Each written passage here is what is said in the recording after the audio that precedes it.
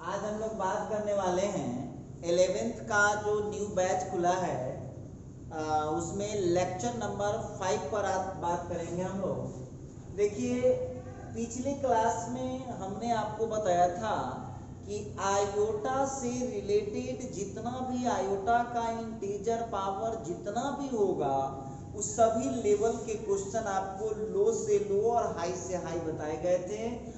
और अब हम लोगों को थोड़ा टॉपिक चेंज करेंगे, जैसे जैसे टॉपिक आगे बढ़ता जाएगा उस तरह से बात हम लोग करते जाएंगे। तो सब लोग जो है कॉपी पेन लेकर के रेडी हो जाइए। और एक बात आपको शुरू में ही बोल दे रहे हैं कि जब तक आपको प्रॉब्लम ना हो तो बेगर मतलब का जो है आप चैट ना करें, पढ़ाई पर पूरी तरह से कंसंट्रेट रहें। प्रॉब्लम होगा तो जरूर करें और नहीं प्रॉब्लम होगा तो मत करें। चलिए हम आते हैं टॉपिक पर आते हैं। आयोटा तक हम लोग कंप्लीट कर दिए थे उसको। चलिए आज जो पहला टॉपिक हम लोग शुरू करने वाले हैं, आयोटा के बाद जो टॉपिक आ रहा है वो टॉपिक है कॉम्प्लेक्स नंबर। अब सुनिए, तो कॉम्प्लेक्स नंबर का डिफिनीशन मैं दूंगा, पहले इसकी शॉर्ट जानकारी ले लीजिए। कॉम्प्लेक्स नंबर में होता क्या है, जरा इस पर हम लोग बात कर लें थोड़ा सा। कॉम्प्लेक्स नंबर को हिंदी में हम लोग सम्मिश्र संख्या कहते हैं। और वैसे भी आप लोगों को हम एक बात बताना चाहते हैं कि सम्मिश्र संख्या नहीं याद रखें आप लोग, कॉम्प्लेक्स नंबर, तब तो थोड़ा इंग्लिश मीडियम सीख पाएंगे आप। कॉम्प्लेक्स नंबर में होता क्या है, तो आप लोगों को यहाँ पर ध्यान देना होगा। रियल नंबर, देखिए इसका शॉर्टकट समझिए। रियल नंबर आप प्लस या माइनस डाल के फिर दे देगा इमेजिनरी नंबर। देखिए गौर कीजिएगा, रियल नंबर या प्लस माइनस डाल करके आपको डाल देगा इमेजिनरी नंबर, तो ये हो जाएगा आपका कॉम्प्लेक्स नंबर। देखिए पहले शॉर्ट रिव्यू बता रहा हूँ, इसके बाद याद रखिएगा इसको जो है हम लोग डिनोट करते हैं, it is denoted by capital Z. इसको हम लोग कैपिटल जेड से डिनोट करते हैं, ठीक है। तो आप लोगों को यहाँ पर ध्यान रखना होगा जेड इज इक्वल टू, अब देख लीजिए एक से यहाँ पर कोई रियल नंबर है और प्लस माइनस डाल करके या आप वाई डाल दीजिएगा तो ये हो जाएगा कॉम्प्लेक्स नंबर। चलिए थोड़ा सा और बातचीत करें, ध्यान दीजिएगा यहाँ पर। अब यहाँ पर z is equal to x plus I Y कहिए, या कोई मैथ वाला इसको a प्लस आई बी भी कहता है, और कोई मैथ वाला इसको p प्लस आई क्यू भी कहता है। लेकिन आप नए स्टूडेंट हैं, चूंकि सिलेबस आपका स्टार्टिंग मोड में है, तो आप इसको थोड़ा सा जानकारी लीजिए। देखिए यदि इस टाइप का मिल गया ना, इस टाइप का मिल गया तो ये है कॉम्प्लेक्स नंबर का स्टैंडर्ड फॉर्म। स्टैंडर्ड फॉर्म है। बहुत स्टूडेंट कहा कि सर हम लोग तो हिंदी मीडियम पढ़ के आए हैं, स्टैंडर्ड फॉर्म का न पूछते हैं। तो याद कीजिए 10वां क्लास में 10th में पढ़े थे, तो आप लोग पढ़े होंगे द्विघात समीकरण का मानक रूप। याद कीजिए क्या पढ़े थे, याद दिला दें। द्विघात समीकरण का मानक रूप ये पढ़े थे, X square plus B X plus C is equal to 0। तो उसी तरह से आप लोगों को ध्यान देना होगा, कि जिस तरह से X square plus B X plus C equal to 0 को हम क्वाड्रेटिक इक्वेशन का जनरल पार्ट को स्टैंडर्ड फॉर्म बोलते हैं, मानक रूप बोलते हैं, उसी तरह से कॉम्प्लेक्स नंबर का मानक रूप हो जाएगा x प्लस आई वाई या a प्लस आई बी या p प्लस आई क्यू। अब बहुत स्टूडेंट कहेगा कि सर आप तो ऊपर माइनस भी लिखे हैं, तो देखिए स्टैंडर्ड में प्लस माइनस मतलब एग्जाम्पल में तो प्लस माइनस सब रहेगा, लेकिन स्टैंडर्ड में याद कीजिए आप लोग, बहुत स्टूडेंट कहेगा कि सर माइनस प्लस का था, तो आप याद कीजिए क्वाड्रेटिक का स्टैंडर्ड फॉर्म तो यही पढ़ाया था। तो क्या आप लोगों को ऐसा क्वेश्चन नहीं बनाए होंगे आप लोग? एक बात बताइए, तो क्या ऐसा क्वेश्चन नहीं बनाए थे आप लोग? जरूर बनाए थे, जरूर बनाए थे। तो मेरे कहने का मतलब ये है, मेरे कहने का मतलब यहाँ ये है कि स्टैंडर्ड फॉर्म में भले प्लस है लेकिन बीच में माइनस भी रह सकता। आप सुनिए, बहुत विद्यार्थी कहेगा कि सर जी काहे रहेगा माइनस जब स्टैंडर्ड फॉर्म में प्लस दिया? समझ लीजिए क्यों रहेगा। तो ये जो x है ना और ये जो y है वो कोई रियल नंबर है। तो x और y जो रियल नंबर है, और आप जानते हैं पहले से कि रियल नंबर पॉजिटिव भी हो सकते हैं और नेगेटिव भी हो सकते हैं, इसीलिए वहां पर प्लस माइनस। तो चलिए ये कोई मुद्दा नहीं है, हम लोग मुद्दे पर आ जाते हैं। कॉम्प्लेक्स नंबर जो होता है वो real plus minus imaginary number होता है। इसको हम z से डिनोट करते हैं। z का value x plus minus iy होता है, लेकिन स्टैंडर्ड फॉर्म या जनरल फॉर्म में हम क्या यूज करेंगे? x प्लस iy या a प्लस ib या p प्लस iq। आइए अब आप लोगों में से सबसे पहली बात कि किसी भी के घर में, एक बात बताते हैं, हमारी बात को थोड़ा सा आप लोग माइंड पर मत लीजिएगा, और आपके घर के लोग यदि देख रहे हो तो उनको भी बोलिएगा मेरी बात को माइंड पर न लें। जिनके घर में दूध का व्यापार होता है, दूध बेचने का, तो देखिए सब लोग का कहना है कि सो हम दूध पीते हैं। सुनिए, इंडिया में बोलते हैं दूध पीते हैं, और वह नेपाल में चल जाइए तो सब पीना को बोलता है खाना। चाय खानछू, पानी खानछू, दूध खानछू। हाँ, तो देखिए, तो आप लोगों को यहाँ इंडिया में भी बहुत लोग, थोड़ा नेपाली लोगों का इफेक्ट है, तो बहुत लोग कहेंगे कि दूध पीते हैं, कुछ लोग कहते हैं कि हम दूध खाते हैं। आपके इंडिया में भी बहुत लोग मिलेंगे, पानी खाते नहीं कोई कहते हैं, चाय खाते नहीं कहते हैं, लेकिन दूध खाते हैं कहने वाले बहुत लोग मिले। अब बहुत विद्यार्थी सोचने लगा कि सर जी मैथ पढ़ाते पढ़ाते आप ही दूध खिलाने लगे, चाय खिलाने लगे, पानी खिलाने लगे। हाँ, अरे नेपाल में तो कहता है बीड़ी खानछू, बीड़ियों खानछू बोलता है। तो अब सुनिए, अब सबसे पहली बात हम इसलिए बोले हैं कि मेरी बात को बुरा आप ना माने, कि आजकल के ज़माने में हमको नहीं लगता है। देखिए, हम अपना एक्सपीरियंस कहते हैं, शुरू में जब किसी आदमी से दूध लेना आप स्टार्ट करते हैं तो 3-4 दिन आपको बड़ी शुद्ध दूध को देंगे। वो कहेंगे कि ठीक है, आप 40 रुपया रेट है तो 50 रुपया दीजिए, हम आपको शुद्ध दूध देंगे। लेकिन देखिए 4-5 दिन के बाद शुद्ध दूध को नहीं देंगे, अब थोड़ा सा उस दूध में वो पानी पेश करेंगे। हाँ, तो पेश कैसे करेंगे? 1 लीटर दूध है तो पहले 100-150 ग्राम मिलाएंगे। देख लिया कि भाई कस्टमर का कोई रिएक्शन नहीं आ रहा है, तो 2 दिन के बाद उसमें ग्राम बढ़ जाएगा, तो इसके बाद और 250 ग्राम आ जाएगा, और लास्टली 300 ग्राम तक जाता है। उससे ज़्यादा जाएगा तो बात ब्रॉडकास्ट हो जाती है। अब आप लोग सोच रहे होइएगा कि सर कॉम्प्लेक्स नंबर पढ़ाते पढ़ाते कोई दूध पानी पिलाने लगे। तो देखिए, आपको अभी तक अपनी ज़िंदगी में 2 नंबर से मुलाकात हुआ है। एक मुलाकात हुआ है रियल नंबर और दूसरा मुलाकात हुआ है इमेजिनरी नंबर। तो जो रियल नंबर देख रहे हैं उसको जस्ट इमेजिन कीजिए दूध से, ठीक, और जो इमेजिनरी नंबर आप खोजे हैं जस्ट इमेजिन कीजिए पानी से। तो एक बात बताइए, अब आप दूध बेचने वाले को क्यों बोले हैं मेरी बात दिमाग पर न लें? क्योंकि दूध बेचने वाले बड़ी चालाक होते हैं, बड़े बड़े लोगों को ठगते हैं।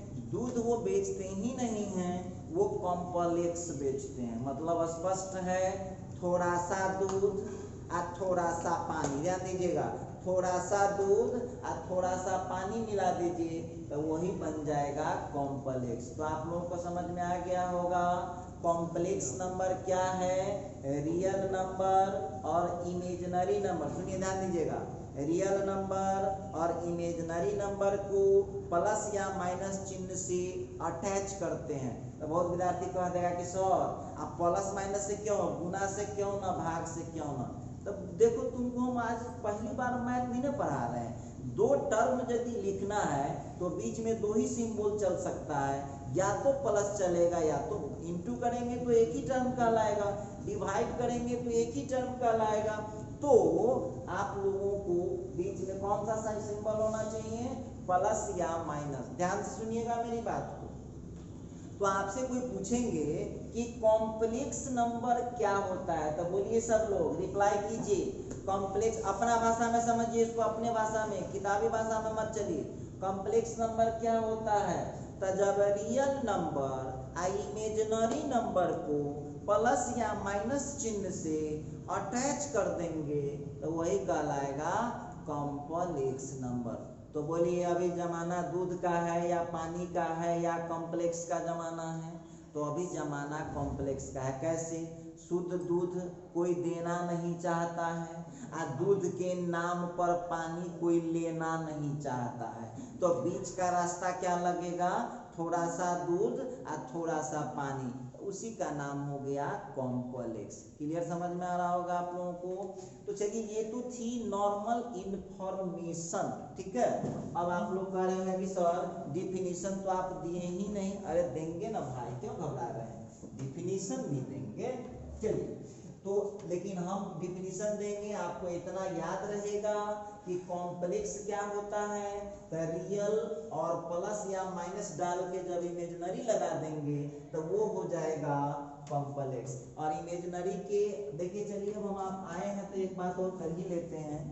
रियल का पहचान पिछले जो वीडियो सब है उसमें देख लीजिएगा, जिसमें आई न लगा हुआ रहेगा। सुनिए मेरी बात को ध्यान से, रियल में रूट में निगेटिव नहीं रहता है और उसमें आई नहीं लगा हुआ रहता है। और इमेजिनरी के भी दो पहचान, रूट में निगेटिव रहता है और उसमें आई लगा हुआ होता है। तो विद्यार्थी कहा कि सर जी तो थोड़ा सा इसका डिफिनीशन भी लिखा दीजिए, आप लोग नए स्टूडेंट हैं, चलिए लिखा देते हैं। लिखिए डिफिनीशन, जरा इसका लिखना, आप लोग कॉपी पेन लेकर रेडी हो जाइए। डिफिनीशन लिखिए। देखो हम लिखेंगे इंग्लिश में, लेकिन तुमको अपने लैंग्वेज में समझना है। कोई काम नहीं आते हैं, ना टीचर काम आते हैं, ना गार्जियन काम आते हैं। एग्जामिनेशन हॉल में बैठ गए तो अपना जो दिमाग में सेट है वही काम आता है। तो चलिए जरा लिखना शुरू कीजिए इसको। आप लोग लिखता है when real number, when real number and imaginary number, when real number and imaginary number are written together, are written together, are written together, are written together, written together with plus or minus sign, plus or minus sign, then this number is called, then this number is called, then this number is called complex number, then this number is called complex number। आइए सबसे पहला तो चुनौती देख लो भाई। पहले तो आप लोगों में से बहुत बच्चे का शिकायत है कि सर हम सीबीएसई से नहीं पढ़े, हम बिहार बोर्ड वाले हैं तो हम कमजोर माने जाते हैं। देखिए सब मन का भ्रम है, कुछ नहीं होता है सीबीएसई बिहार बोर्ड। बस जो सवाल को आसानी से समझ लेगा, जो सवाल को आसानी से सॉल्व कर देगा, वही है अच्छा स्टूडेंट। क्या बिहार बोर्ड है, क्या सीबीएसई बोर्ड। आइए तो बिहार बोर्ड वाले को थोड़ा सा मन में हेजिटेशन रहता है कि सर थोड़ा सा इंग्लिश में दिक्कत होता है। देखो बाबू, नए हो 10 दिन 20 दिन 25 दिन 50 दिन जब पढ़ लोगे ना तो ठीक हो जाएगा। बहुत बच्चा कहा कि सर कैसे ठीक होगा, तो हम आपसे पूछते हैं कि आज इंडिया के आदमी डायरेक्ट अमेरिका चल जाइएगा तो फर्स्ट दिन से पूरा इंग्लिश सीख जाइएगा। थोड़ा 10 दिन 20 दिन 25 दिन 1 महीना वहाँ टाइम दीजिएगा, तभी तो जा करके सीख पाइएगा। तो चलिए व्हेन, अब सबसे पहले इसमें हम लोग थोड़ा मीनिंग देखते हैं कि भारी मीनिंग कौन है। तो ये सब व्हेन सब का जानते हैं, इमेजिनरी नंबर जानते हैं। एक भारी मीनिंग कौन आ गया, रिटेन का। रिटेन का मतलब क्या होता है, लिखा गया है या लिखा जाता है। दूसरा भारी मीनिंग देख लीजिए, ये है टुगेदर। तो टुगेदर का मतलब हो गया एक साथ, ठीक। विथ मान टुगेदर विथ प्लस और माइनस साइन, प्लस और माइनस चिन्ह के साथ, देन तब ये नंबर। देखिए दो मीनिंग आपको केवल भारी है और उसी के चलते आप लोग इंग्लिश को इतना भारी बना दे। आइए जरा इसके डेफिनेशन को समझें। व्हेन माने जब, हम जो बोले वही लिखे होंगे, बस आप समझ गए होंगे तो उतने याद रखिएगा। व्हेन जब real number and imaginary number. बहुत बच्चा कहेगा सर रियल नंबर की कभी आप हिंदी बोलबे नहीं करते हैं। हिंदी उतने समझिए जितना जरूरी है। लिखता है व्हेन जब रियल नंबर वास्तविक संख्या एंड इमेजिनरी नंबर अवास्तविक संख्या रिटेन टुगेदर एक साथ लिखा जाता है विथ प्लस और माइनस साइन, प्लस और माइनस चिन्ह के साथ, देन तब दिस नंबर यह संख्या इज कॉल्ड कहलाता है कॉम्प्लेक्स नंबर। हम क्या बोले थे, बोलिए इससे पहले जब हम बोल रहे थे तो क्या बोले थे कि जब रियल नंबर और इमेजिनरी नंबर को एक साथ लिखा जाता है प्लस और माइनस चिन्ह के साथ, तो उस संख्या का नया नाम क्या दिया गया है, कॉम्प्लेक्स नंबर। तो आप लोगों को कोई बोल दे, यदि केमिस्ट्री के भाषा में आप समझना चाहेंगे तो इसको आप बोल सकते हैं कि कॉम्प्लेक्स नंबर रियल नंबर और इमेजिनरी नंबर का क्या है, मिक्सचर है। मिक्सचर को हिंदी में मिश्रण कहते हैं, ठीक है। रियल नंबर और इमेजिनरी नंबर का जो मिक्सचर है उसी को बोलते हैं कॉम्प्लेक्स नंबर।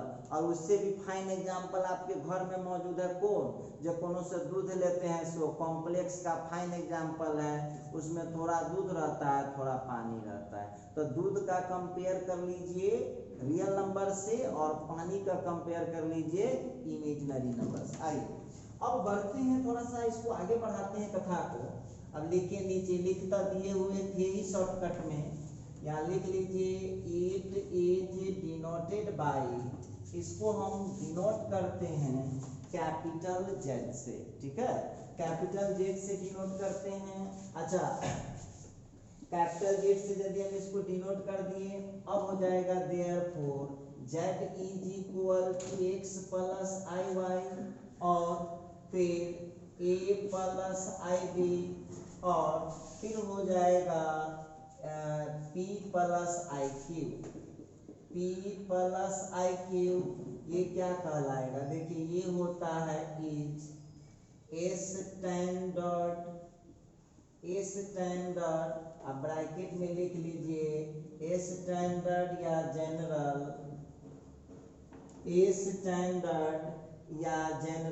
फॉर्म ऑफ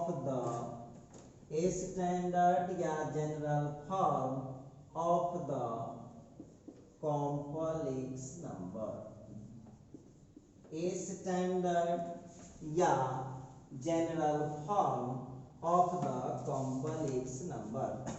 देखिए z is equal to x plus I y हो, z is equal to x plus I y, या a प्लस आई बी, या p plus i q standard form होता है कॉम्प्लेक्स नंबर का। देखिए अब student यहाँ कैसे गड़बड़ करता है, कैसे उसमें उसको धोखा होता है, जरा ध्यान देना बाबू।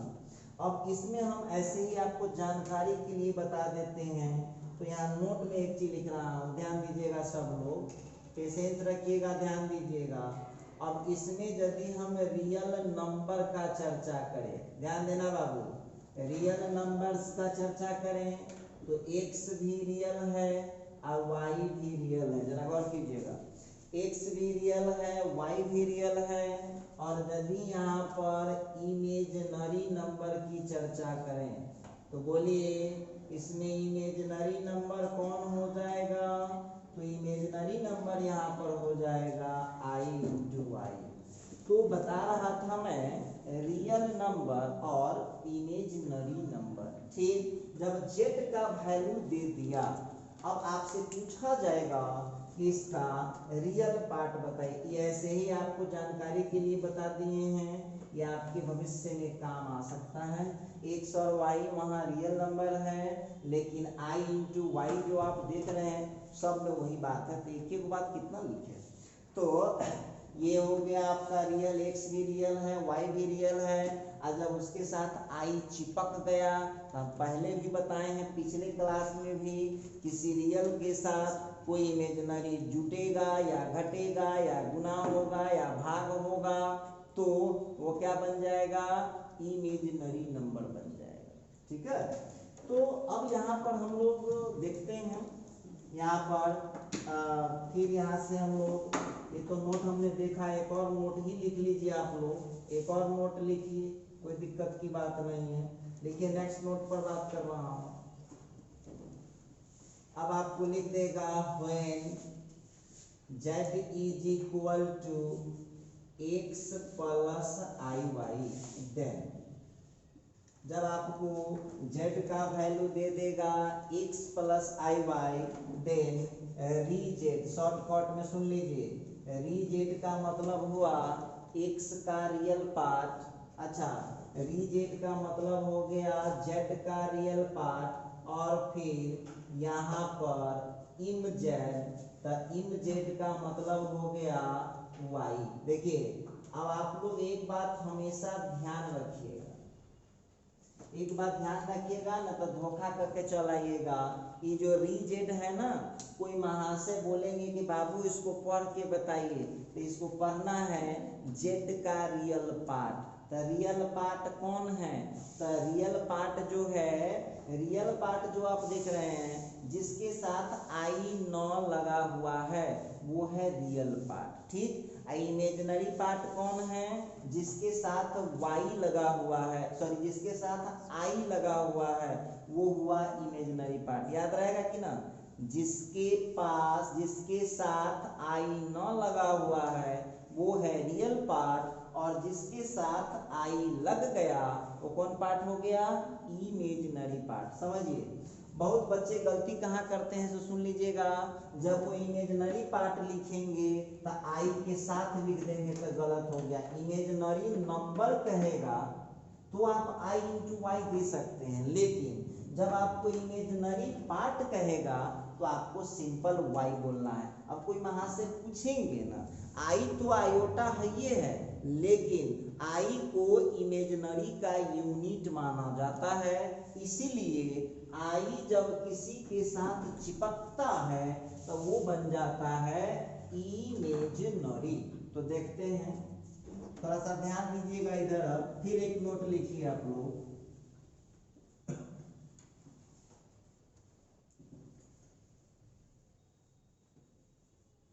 फिर एक नोट लिखिएगा।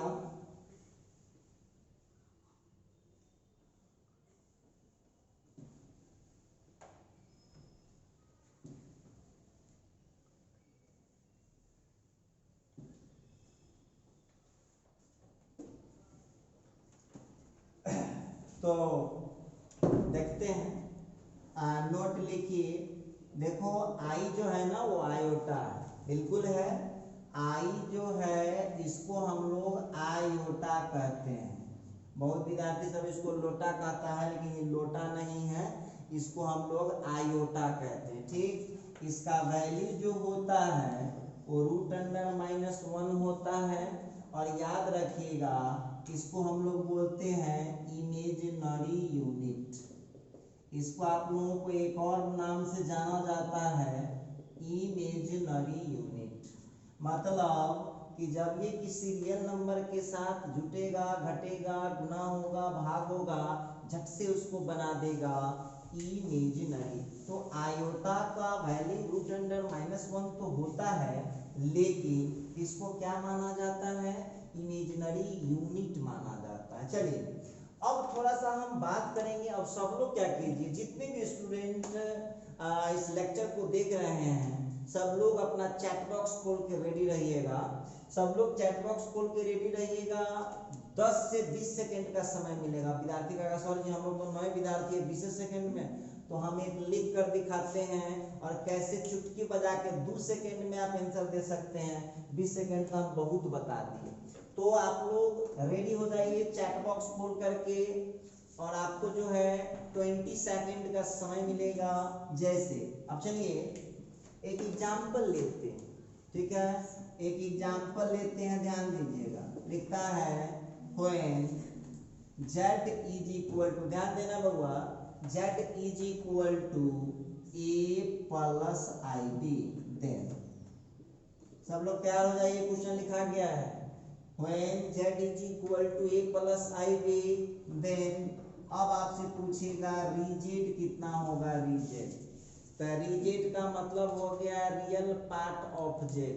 बोलिए दिख रहा है सवाल आपको, किसके साथ आई ना लगा हुआ है, ये वो हम बताते हैं, अगले सवाल से नहीं बताएंगे। किसके साथ आई ना लगा हुआ है, जल्दी से आंसर भेजिए। तो ए के साथ ना लगा हुआ है, तो ये कौन पार्ट हो गया, रियल पार्ट, ठीक। अब हमको पूछेगा इमेजिनरी पार्ट। बोलिए किसके साथ आई लगा हुआ है, बी के साथ, तो ये हो गया इमेजिनरी पार्ट, ठीक है। अब नेक्स्ट क्वेश्चन जो लिख रहा हूं, हम इधर बोर्ड पर क्वेश्चन लिखिए, उसके 10 सेकंड के अंदर आंसर आ जाना चाहिए। देखिए ध्यान दीजिएगा, सब लोग ध्यान दीजिएगा। लिखता है when z is equal to -5 plus 4i, जल्दी से बताइए सब लोग, हम रुक गए, चलिए बताइए। z का वैल्यू है -5 plus 4i, then real part of Z का आंसर। सब लोग फटाफट रिप्लाई कीजिए, 10 सेकंड का समय आपके पास है। Real part of Z 10 second का समय है आपके पास, फट से आंसर बताइए कितना होगा।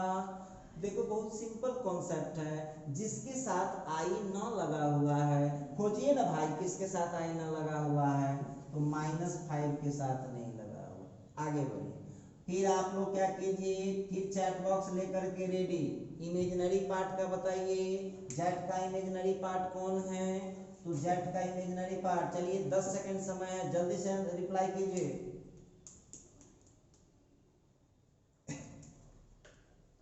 इमेजिनरी पार्ट ऑफ जेड जल्दी से बताइए सब लोग, तब 4 होगा। जो विद्यार्थी 4 into i लिख दिए उनका गलत हो गया। देखिए सामने लिखे हुए हैं इमेजिनरी नंबर कहेगा तो i into y लिख सकते हैं, लेकिन इमेजिनरी पार्ट कह रहा है यहाँ पर, तो इमेजिनरी पार्ट को आपको क्या लिखना पड़ेगा, i जिसके साथ चिपका हुआ है वो देना। उम्मीद करते हैं समझ गए होइएगा, ठीक है। अब आपको हम एक बात बताते हैं, अब आप लोगों को बेवकूफ बनाने के लिए देखिए कैसे ठगता है, स्टूडेंट को कैसे बेवकूफ बनाता है। सीधे लिख देगा z is equal to -2i, then अब लीजिए तैयार हो जाए, बता दीजिएगा तो समझ लेंगे कि आप लोगों का दिमाग सही में साइंस के लिए काम करने वाला है। z is equal to -2i है, तो जरा बताना बाबू रियल पार्ट ऑफ जेड कितना है, जल्दी से बताना रियल पार्ट इसका कितना हो रहा है। इस बार हम 20 सेकंड का टाइम दे रहे हैं, जल्दी बताइए रियल पार्ट कितना हो रहा है इसका, जल्दी से बताइए। 20 सेकंड का समय आपके पास, रियल पार्ट कितना हो रहा है, रिप्लाई कीजिए फटाफट। तो रियल पार्ट होगा 0, ठीक है। अब कहेगा सर जी क्या है, तो ध्यान से सुनिए। अब लीजिए आपके सामने हम आपको 10th वाले के हिसाब से समझाते हैं। आप लोग ये पढ़े हुए थे ax² + bx + c = 0, ध्यान दीजिएगा। और क्वेश्चन आपको दे देगा x² - 5 = 0। तब बोलिए a का वैल्यू तो 1 हो गया, x वाला गायब था तब b क्या लिखते थे, 0 लिखते थे, और c का वैल्यू। तो आपको पता है पहले से कि जो गायब होगा उसके लिए क्या यूज करना पड़ेगा, 0। तो एक बात हमको बताइए, आपको इसमें कोई ऐसा संख्या मिल रहा है जिसके साथ i न लगा हो, ऐसा कुछ नहीं है, इसका मतलब रियल पार्ट इसमें एब्सेंट है। तो जब रियल पार्ट एब्सेंट है तो बोलिए कितना लिखिएगा, जो गायब रहता है उसके लिए क्या लिखते हैं, 0। चलिए अब आप लोग थोड़ा सा अपना पेन उठाइए और सॉरी चैट बॉक्स उठाइए, जल्दी से बताइए इसका इमेजिनरी पार्ट कितना होगा। इसका इमेजिनरी पार्ट आपका टेस्ट है, 10 सेकंड समय देंगे मात्र, कितना होगा जल्दी बताइएगा, इमेजिनरी पार्ट ऑफ जेड -2। चलिए बच्चे लोगों का 3 सेकंड 2 सेकंड में आंसर आ जाता है, मतलब समझ पा रहे हैं, मजा आ रहा है। चलिए अब देखिए, अब आपकी फिर से हम जांच करने जा रहे हैं, ध्यान दीजिएगा, इसको बता दीजिएगा तब हम समझेंगे। देखते हैं कौन सबसे पहले बताता है। क्वेश्चन आ गया, when z is equal to 1/3 into I, then अब बताइएगा जरा, जब z का वैल्यू 1/3 इंटू आई होगा, सीधा 1/3 लिखिए, आई को हटाइए वहां से, z इज इक्वल टू 1/3 होगा, तो आप हमको बताएंगे कि इसका रियल पार्ट कितना होगा। जरा बताने का कष्ट करेंगे आप, बोलिए रियल पार्ट कितना है, सब लोग फटाफट रिप्लाई कीजिए। रियल पार्ट कितना होगा इसका, 1/3। अच्छा ठीक है, ये तो बता दिए। जरा इमेजिनरी पार्ट बताना बाबू, कितना होगा, इमेजिनरी पार्ट बताइए कितना होगा। तो आई वाला टर्म है ही नहीं, तो क्या बोला हूँ, जो गायब रहेंगे उनके लिए क्या यूज होगा, तो जो गायब रहेंगे उनके लिए यूज किया जाएगा 0। हम उम्मीद करते हैं कि इतना आप लोगों को बड़े इजी तरीके से आपको समझ में आ गया होगा रियल पार्ट और इमेजिनरी पार्ट क्या होता है। ठीक है, तो आइए अब हम आपको यहाँ पर बताने जा रहे हैं, एक दो एग्जाम्पल और दूंगा, इसके बाद कहानी को आगे बढ़ाऊंगा।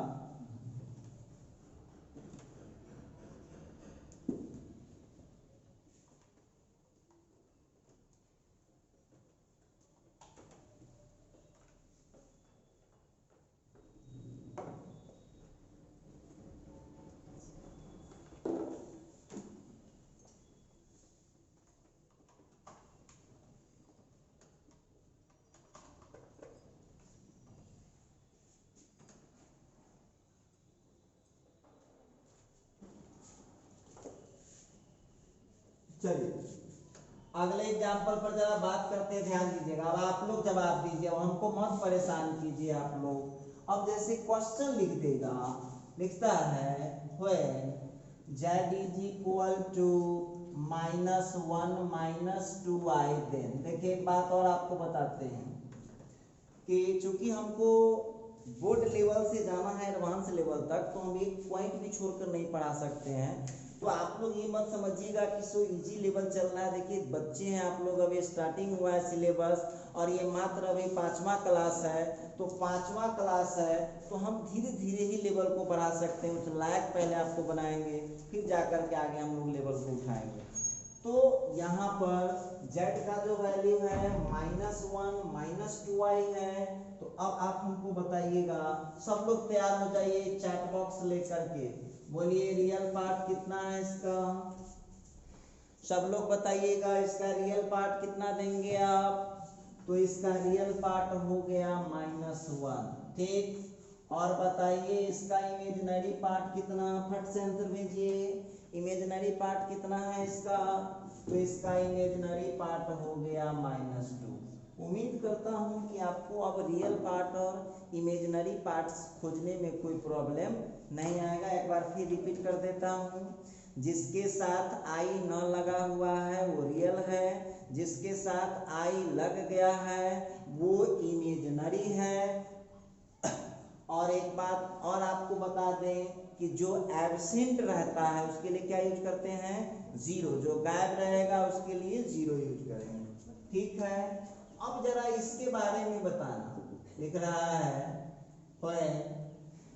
क्वेश्चन हम दे रहे हैं z is equal to √3 - i, then अब बताना जरा, सब लोग बताइएगा, अपना अपना चैट बॉक्स लेकर रेडी हो जाइए, बोलिए रियल पार्ट कितना होगा। 20 सेकेंड का समय है बस, और फिर इसका इमेजिनरी पार्ट कितना होगा, 20 सेकेंड का समय है, मात्र 20 सेकेंड।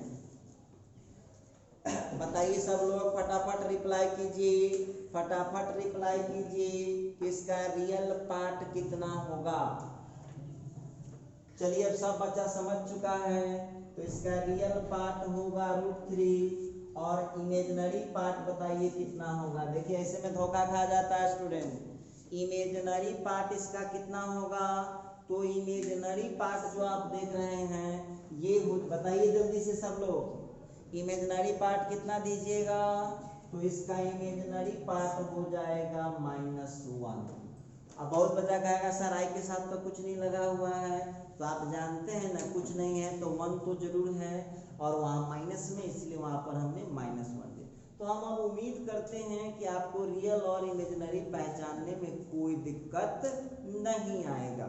ठीक है, तो चलिए थोड़ा सा टॉपिक को बदलते हैं, स्टार लगाइए और फिर टॉपिक को बदल दीजिए। स्टार लगाइए, टॉपिक को बदल दीजिए। टॉपिक हो रहा है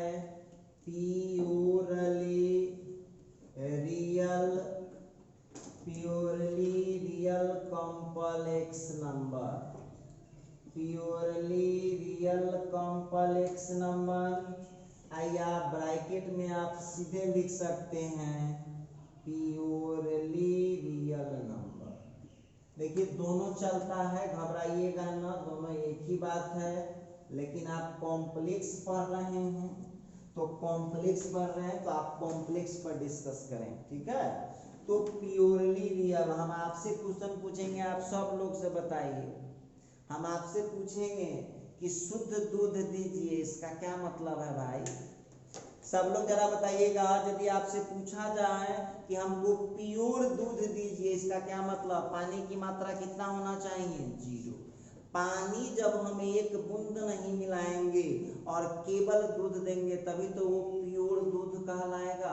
तो प्योरली रियल का मतलब हो गया वैसा कॉम्प्लेक्स नंबर जिसमें इमेजिनरी पार्ट नहीं होता है, जिसका इमेजिनरी पार्ट 0 होता है, वैसे कॉम्प्लेक्स नंबर को हम कौन कॉम्प्लेक्स नंबर बोलते हैं?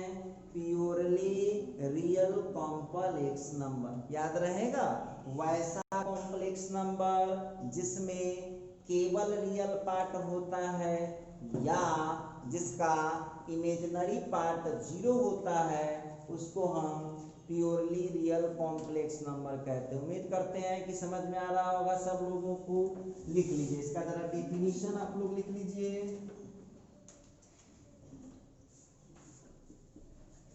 The complex number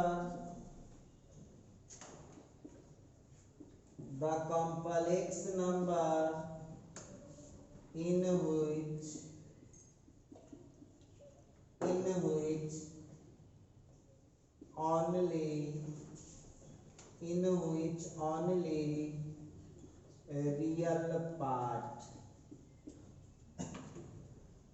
which only real part lies or its imaginary part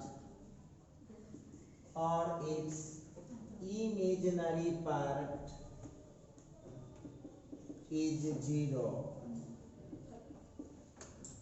comma देकर लिखिएगा is called purely real complex number, purely real complex number. आइए तो अब हम यहाँ पर जो बात करने वाले हैं, देखिए अब बहुत विद्यार्थी कहा कि सर हम रटने, भाई काला तो रटना है, इतना बात समझ में नहीं आया कि प्योरली रियल का मतलब ये हुआ कि जिसमें केवल रियल पार्ट होगा, इमेजिनरी पार्ट नहीं होगा। इमेजिनरी पार्ट जो देखिए कहने के लिए इतना, इसमें बहुत हाई लेवल तक ले क्वेश्चन पूछता है प्योरली रियल प्योरली इमेजिनरी का, हाई लेवल एडवांस लेवल तक का इसमें से क्वेश्चन आता है। तो जरा ध्यान दीजिएगा, धीरे धीरे आगे बढ़ाएंगे। पहले तो इसमें भैया हम हार्ड मीनिंग खोजते हैं, कौन कौन वर्ड आपको हार्ड लगता है? तो प्योरली का मतलब हो गया शुद्ध रूप से, प्योरली का मतलब हो गया शुद्ध रूप से, रियल का जानिए रहे हैं आप लोग। ओनली का मतलब हुआ केवल, लाइज मतलब रहते हैं, तो उसी को बोलते हैं आपको। चलिए जरा ध्यान दीजिएगा, द कॉम्प्लेक्स नंबर, वह कॉम्प्लेक्स नंबर इन व्हिच जिसमें ओनली केवल रियल पार्ट लाइज, केवल रियल पार्ट रहते हैं। क्या मतलब हुआ? ओनली केवल रियल पार्ट, लाइज का मतलब होता है रहते हैं। वैसा कॉम्प्लेक्स नंबर जिसमें केवल रियल पार्ट होता है या it's imaginary part is zero, या जिसका इमेजिनरी पार्ट जीरो होता है इज कॉल्ड, कहलाता है प्योरली रियल कॉम्प्लेक्स नंबर। तो यह प्योरली रियल कॉम्प्लेक्स नंबर कहलाता है। क्लियर हो गया है?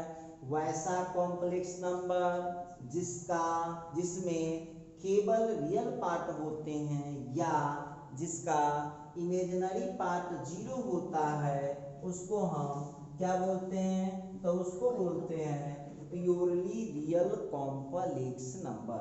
आइए अब देखिए इसके थ्योरी पर चलते हैं, थोड़ा ध्यान दीजिएगा। लिखिए नीचे से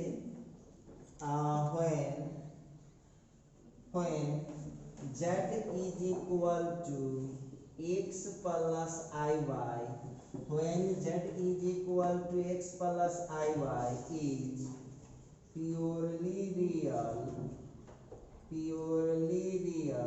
then, तो वहां पर आप लोगों को ध्यान देना होगा कि वहां पर y का जो वैल्यू होगा वो क्या हो जाएगा? y का वैल्यू वहां पर जीरो हो जाएगा। अब आप लोगों को वहां पर ध्यान देना होगा कि जब z is equal to x plus I Y purely real होगा तो वहां पर y जीरो होगा। तो y जीरो होगा तो y जीरो मत रटना भाई, नहीं तो फिर धोखा हो जाएगा। y जीरो का मतलब हुआ कि इसका इमेजिनरी पार्ट जीरो होगा। तो आप लोगों को यहाँ पर ध्यान देना होगा, आप लोगों को यहाँ पर ध्यान देना होगा कि जब कोई कॉम्प्लेक्स नंबर x प्लस आई वाई जो कॉम्प्लेक्स नंबर का स्टैंडर्ड फॉर्म है वो यदि प्योरली रियल होगा तो उसका y जीरो होगा, मतलब इमेजिनरी पार्ट जीरो होगा। चलिए बहुत स्टूडेंट कहा कि सर एक आध को एग्जाम्पल देते तो अच्छा लगता। बिल्कुल हम एग्जाम्पल दे सकते हैं। तो चलिए अब जरा बात कर ले हम लोग। तो अब इसका एग्जाम्पल लीजिए। देखो कुछ करना नहीं, कॉम्प्लेक्स नंबर को यदि आप स्टैंडर्ड फॉर्म में डाल देते हैं तो वो अपने आप को रियल इमेजिनरी पता चल जाएगा, खुद पता चल जाएगा। और उससे भी यदि फास्ट काम करना है, उससे भी फास्ट काम करना है तो बस एक वो ट्रिक या दो गो तो ट्रिके हैं। जिसके साथ आई न लगा हुआ है रियल है, जिसके साथ आई लग गया वो इमेजिनरी है। आ गया होगा समझ में? जो पार्ट एब्सेंट होता है उसके लिए क्या लिखते हैं? जीरो लिखते हैं। चलिए अब इसका एग्जाम्पल आप लोग एक आध को देख लीजिए, एक आध एग्जाम्पल देखिए कैसे कैसे क्या मामला है। लीजिए एग्जाम्पल पर ध्यान दीजिए। अब आप लोगों को यहाँ पर लिख दिया let z is equal to 3, सीधा लिख दिया आपको 3। तो अब आपसे हम पूछ रहे हैं, ध्यान दीजिएगा, तो आप हमको बताइए इसका रियल पार्ट कितना है भाई? तो रियल पार्ट इसका 3 है, और बोलिए इसका इमेजिनरी पार्ट कितना है? तो इसका इमेजिनरी पार्ट 0। क्लियर है? रियल पार्ट इसका 3 है और इसका इमेजिनरी पार्ट जो आप देख रहे हैं वो 0 है। क्लियर समझ पा रहे हैं आप लोग? रियल पार्ट 3 है और इमेजिनरी पार्ट जो आप देख रहे हैं वो 0 है। क्लियर है? अच्छा इसको आप लोग देखिए ऐसे भी लिख सकते थे, ऐसे लिख लेते थे, एक बार में मालूम चल जाता। स्टैंडर्ड फॉर्म में लिख लीजिए z का वैल्यू 3 है और 3 को आप ऐसे लिख दीजिए 3 प्लस 0 इंटू आई। तो देख लीजिए स्टैंडर्ड फॉर्म में जाते ही आपको मालूम चल जाएगा कि रियल पार्ट 3 है और इमेजिनरी पार्ट 0 है। तो स्टैंडर्ड फॉर्म में लिख दिए तो ठीक है, और नहीं भी लिखे तो क्या फर्क पड़ जाएगा? बस इतना ध्यान रहेगा कि जो गायब है उसके लिए क्या लिखना है? 0 लिखना है। चलिए अब आप लोग जो है अपना कॉपी पेन लेकर रेडी हो जाइए। अब आपसे हम पूछेंगे कि z का वैल्यू जो 3 है, जो z का वैल्यू 3 है वो क्या हुआ? ये हुआ प्योरली रियल कॉम्प्लेक्स नंबर। कहेगा सर क्या है? तो बोलो इसमें इमेजिनरी पार्ट कितना आया है? इमेजिनरी पार्ट 0 आ गया है। तो इमेजिनरी पार्ट जब 0 आ गया है तो इसको हम लोग बोलते हैं प्योरली रियल कॉम्प्लेक्स नंबर। अच्छा ठीक है, एक और